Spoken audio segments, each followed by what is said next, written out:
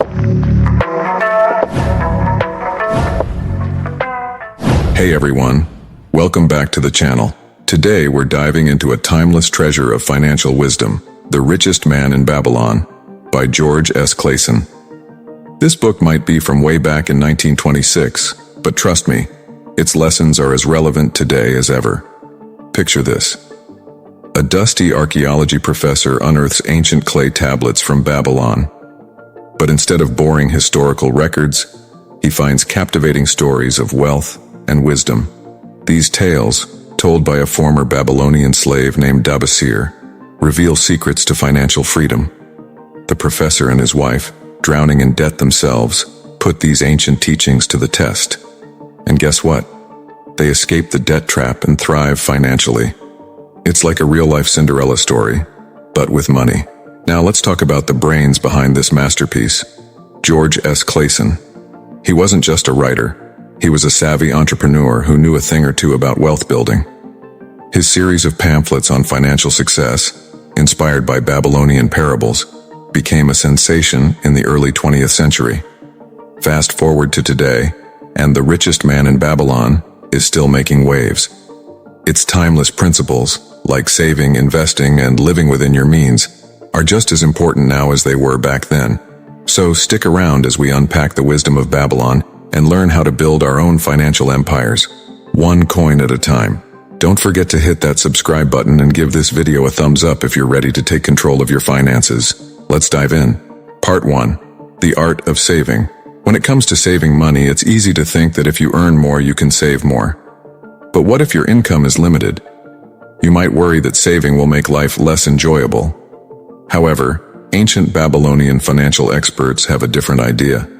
They say that setting aside just 10% of your income can lead to wealth without making life dull. Let's take a closer look at the story of Arad, a scribe from Babylon. He didn't start with much money.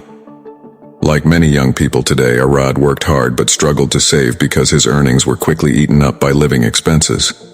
Despite this, Arad believed he could become wealthy if he found the right saving method. Through determination and discipline, Arad proved that it's possible to grow rich even with modest means. By consistently saving a small portion of his income, Arad eventually became the wealthiest person in Babylon. His story teaches us that with patience and the right saving habits, anyone can achieve financial success, regardless of their starting point. Once upon a time, there was a wealthy man named Algamish who became a mentor to a young scribe named Arad. Algamish shared a secret with Arad. Save 10% of your money to become rich. Arad was puzzled at first, thinking, how can I save when I barely have enough to live? But Algamish explained that saving wasn't about being cheap. Instead, every coin saved would work to earn more money for Arad. It's like having little helpers making money for you. Arad decided to give it a try. He promised himself to save 10% of his money, no matter what. Surprisingly, he didn't even feel the pinch of saving that 10%. Sometimes he wanted to spend it, but the thought of building his wealth kept him on track. But Arad didn't stop there. He started investing his savings to make even more money. With Algamish's guidance, he learned how to invest wisely and watched his wealth grow steadily. When Algamish passed away, he left a big part of his fortune to Arad. Instead of relaxing, Arad kept working hard and investing smartly. And before long, he became the richest person in Babylon. The lesson here is pretty simple. You don't have to be super rich to start becoming wealthy. Just save 10% of what you earn and let your money do most of the work for you. This method made Arad really rich in ancient Babylon, and it still works great today. Remember how that British professor and his wife got rid of their debt by following Dabasir's example? That's how powerful saving can be. Now, let's skip ahead to when Arad turned 70 years old. You might think he'd kick back and enjoy his wealth, but something interesting happened. The king of Babylon noticed that many people were having money problems. Even though the kingdom had finished big projects like building walls and roads, money wasn't flowing as freely and people were struggling. So being a smart ruler, the king decided to help his people help themselves. He chose 100 young men and sent them to learn about wealth directly from Arad. And guess what? The very first lesson Arad taught these future millionaires was, you got it, save 10% of your income. Arad gave some practical advice to help people grow their wealth. For instance, he told a young egg merchant to set aside 10 eggs from each morning's stock and only use 9 for himself. By doing this every day, the extra egg would add up over time. He also suggested that the merchant keep his spending under control so he could live comfortably on 90% of his earnings. As the merchant followed Arad's advice, his savings grew and he became wealthier. This approach helped make Babylon a city known for its wealth. People there worked hard to improve their lives, understanding that learning how to save money was crucial. Arad believed that growing wealth wasn't just luck, it was a science. While the principles might seem simple, many people overlook them to their detriment. Arad's teachings emphasize that saving money is a habit anyone can develop, regardless of their background. With discipline and determination, anyone can build financial security by setting aside even a small portion of their earnings and letting it grow over time. However, sticking to this plan isn't always easy. We're all tempted by various things that make us want to spend money. But according to Clason, many of these expenses are actually wants disguised as needs. By thinking carefully about our spending and creating a budget, we can often find areas where we can cut back without sacrificing necessities. It's all about understanding the difference between what we truly need and what we simply want. Do you remember the story about the professor who found those old clay tablets and got inspired to pay off his debt? Well, that story also comes from The Richest Man in Babylon. The tablets were supposedly written by a guy named Dabasir, who tells about his struggles with money and how he finally became financially free. Dabasir was born in Babylon, but he made some bad choices that got him into a lot of debt. He tried to escape from his problems but ended up becoming a slave in Syria. Luckily, his master was kind and let him work to earn his freedom. When he returned to Babylon, Dabasir was determined to get rid of his debt once and for all. And you know what he did? He followed the same plan as Arad. He decided to save 1/10 of his earnings each month to pay off what he owed. It wasn't easy for Dabasir and his family. They had to be very careful with their money, living on just 70% of what he earned, while using 20% to pay off debt. But little by little, Dabasir made progress. He also used some of his savings to buy camels, which he knew a lot about. Then, he sold them for a good profit. Eventually, Dabasir managed to pay off all his debt and become financially secure. He learned that sticking to a plan was much better than constantly worrying about what he owed to others. You might think that growing your wealth by saving just 10% of what you earn sounds too simple to be true, but that's what makes it so effective. The proof is in the pudding. Many people have seen great results from following this strategy, and the best part is anyone can do it, no matter where they come from or how much money they make. But saving is only part of the story.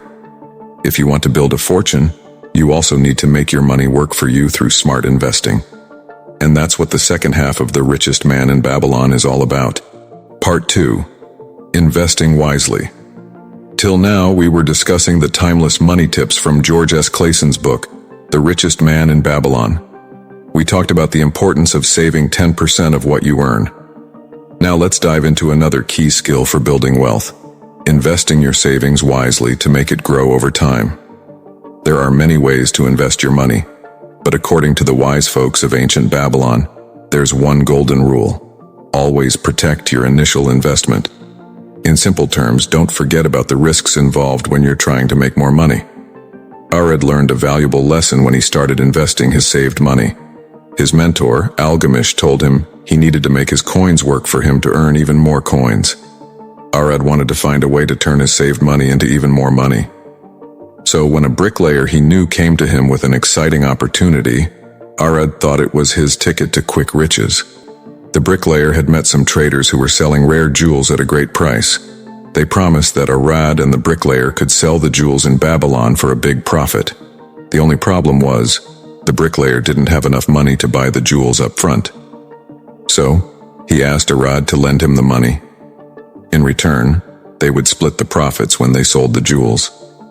It seemed like an easy way for Arad to make more money without doing much work, so he agreed. Unfortunately, things didn't go as planned.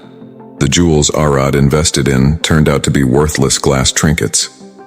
The bricklayer he trusted got tricked, and Arad lost all his saved money in one go. When Arad's mentor Algamish found out what happened, he had a serious talk with Arad about being careful whose advice he followed. Arad made a mistake by listening to someone who didn't know anything about investing in gems. Would you trust a bricklayer to know the value of precious stones? Probably not. That would be like letting your hairdresser perform heart surgery on you. Totally absurd. Many people often get tricked into money-making schemes promoted by people who aren't really qualified. If you don't know what you're doing, you'll likely end up losing your money. Luckily, Arad learned from his mistake. After saving up again, he made a smarter investment by helping a bronze shield maker buy metal. The shield maker had a good reputation and a history of making strong sales, so it seemed like a safe choice. And it paid off. Arad started getting regular payments on his investment, which helped him build his wealth. The lesson wasn't lost on the 100 young people chosen by the king to learn about building wealth from Arad. They understood that growing money slowly and steadily was the way to go. And to do that, they needed to listen to advice from people who really knew what they were talking about, instead of falling for smooth-talking fraudsters. Before sharing his valuable knowledge with others, Arad's first and most important student was his own son, Nasir. Unlike many wealthy kids today who inherit their family's fortune without having to work for it, Nasir had to prove himself financially before he could inherit his father's wealth. When Nasir reached adulthood, Arad gave him a bag of gold coins to help him get started in life. Along with the coins, Arad gave Nasir a tablet inscribed with what he called the 5 laws of gold. These laws might sound simple, but they require a lot of dedication and self-control to follow. Most of them are just common-sense rules, like getting advice from experts, staying disciplined, resisting temptation, and avoiding cheats and liars. But the most important rule Arad taught his son was to protect his initial investment, just like the king's student later learned. Arad gave Nasir a big challenge. He had to use the 5 laws of gold to grow the bag of gold coins his father gave him. Only after Nasir proved he could make the money grow, would Arad pass down his wealth to him. 10 years later, Nasir returned to Babylon as planned. At a big celebration thrown by Arad, Nasir shared stories of his adventures with family and friends. But Nasir's journey wasn't easy. The first town he visited was full of tricky people who tricked him into losing all his money. Nasir was left with nothing and felt really sad. He thought about giving up, but then he remembered the tablet his father gave him. Determined to turn things around, Nasir found a job overseeing slaves who were building a new city wall. It didn't pay much, but it was a start, and it gave him a chance to start following his father's 5 laws of gold. Nasir spotted a great chance when he found out that his boss, who he had become friends with, wanted to control the market for bronze once the city wall was done. The idea was to get ahead by getting the metal early, which would be in high demand for making the city gates. With Nasir's inside knowledge and his boss's support, they organized a trip to get the metal they needed. Their smart thinking paid off big time when the time came. The king paid a lot of money for the exclusive rights to the bronze Nasir and his boss had gathered. The profit Nasir made from this first success set him up for future success, showing how getting good advice and taking smart action can pay off. Now let's get down to the nitty-gritty details the book talks about. Arad points out that investing in real estate can be a smart move, because land tends to go up in value over time. As long as you have a plan to make money from it, buying property can be a great way to build wealth. On the other hand, Arad warns against spending money on trendy stuff that doesn't make you any money. It might seem obvious, but lots of people end up wasting their money on things that don't matter in the long run. The key is to know what you really need and what you just want, and spend your money wisely. Of course, even if you're really careful with your money, unexpected things can still happen. The book tells the story of Mathan, another successful lender in Babylon, who almost had a disaster. One night, a friend came to him in a panic. The friend was a spear maker who had won a big prize from the king, 50 gold pieces, which was a huge amount for him. Instead of feeling happy about his big win, the spear maker was stressed out about what to do with the money. You see, his sister's husband wanted to borrow the money to start a new business, but he wasn't very good at business stuff. The The sister promised that her husband would pay back the money with extra on top. The spearmaker wanted to help his family, but he was worried about risking all his new money. To help him decide, Mathan told him a story about a donkey and an ox. In the story, the hard-working ox complained to the donkey about how unfair life was. The ox worked hard in the fields all day, while the donkey had an easy life with lots of rest and food. The donkey came up with a plan for the ox to pretend to be sick, so he wouldn't have to work. At first it seemed like a good idea, but it ended up going wrong when the farmer made the donkey do the ox's job instead. The lesson here is to be careful about taking on other people's problems, or you might end up in trouble yourself. When Mathan lent money, he always made sure he wouldn't lose out if the borrower couldn't pay him back. He did this by asking for something valuable as a guarantee, called collateral. He also only lent money to people who already had enough valuable stuff to cover the loan. That way, even if they couldn't pay him back, Mathan could still get most of his money back. The spearmaker learned from this and didn't lend his money to his brother-in-law's risky business idea. And just like Mathan said, the business failed. If the spearmaker hadn't listened to Mathan, he would have lost his money too. This story shows why it's important to be careful with your money if you want to build real wealth that lasts. But the book also says that being careful doesn't mean you should never take risks. You need to do your research before investing, but once you're sure it's a good idea, you should go for it and not hesitate. In The Richest Man in Babylon, there's a story about a merchant who made a big mistake by hesitating too much. When he got married, his father suggested he invest in a big piece of land outside the city walls. The land was tricky to irrigate because it was higher than the canal, but one of his father's friends had a plan to fix it by using 3 big water wheels to bring water up to the fields. Once the land was fertile, they could divide it up and sell it for a good profit. But the merchant didn't act quickly. Instead of listening to his father, he spent his money on fancy clothes and stuff. By the time he realized his mistake, it was too late.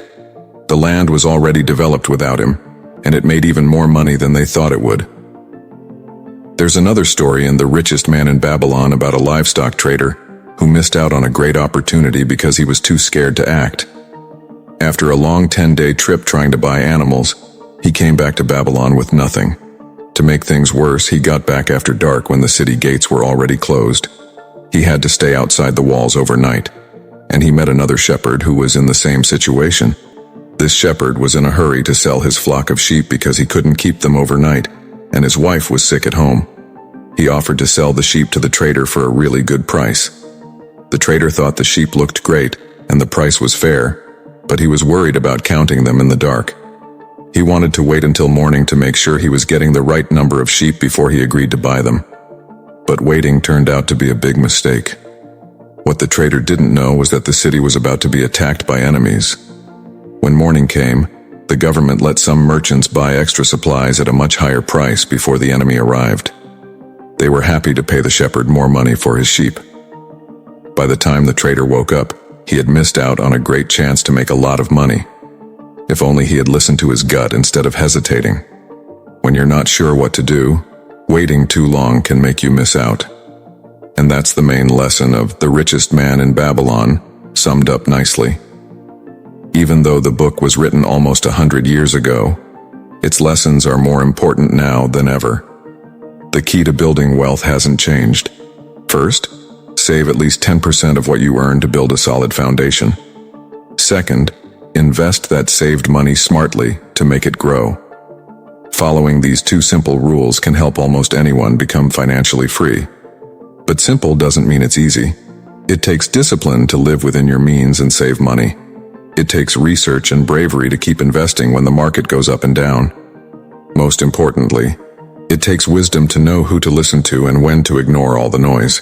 But with a little self-control and a lot of common sense, you can use these ancient principles to reach your goals in today's world. These are the same steps that helped people in ancient Babylon go from being poor to being successful, and they're still changing lives all over the world today. So why wait? Start planting the seeds of your success, knowing that the basics of managing money are unchanging and available to everyone. Let the stories of Arad, Algamish, Mathan, and Nasir inspire you on your journey. Feel free to adapt their proven methods to fit your own situation. Even if you start small, you'll be surprised at how fast your wealth will grow. Before you know it, you'll have your own money tree, with roots that go deep and branches full of fruit. And who knows? You might even become the richest person in your town one day. I recommend you watch the next video in our series. Don't hesitate to share this video, subscribe to our channel, and share your thoughts in the comment section. Thanks for watching.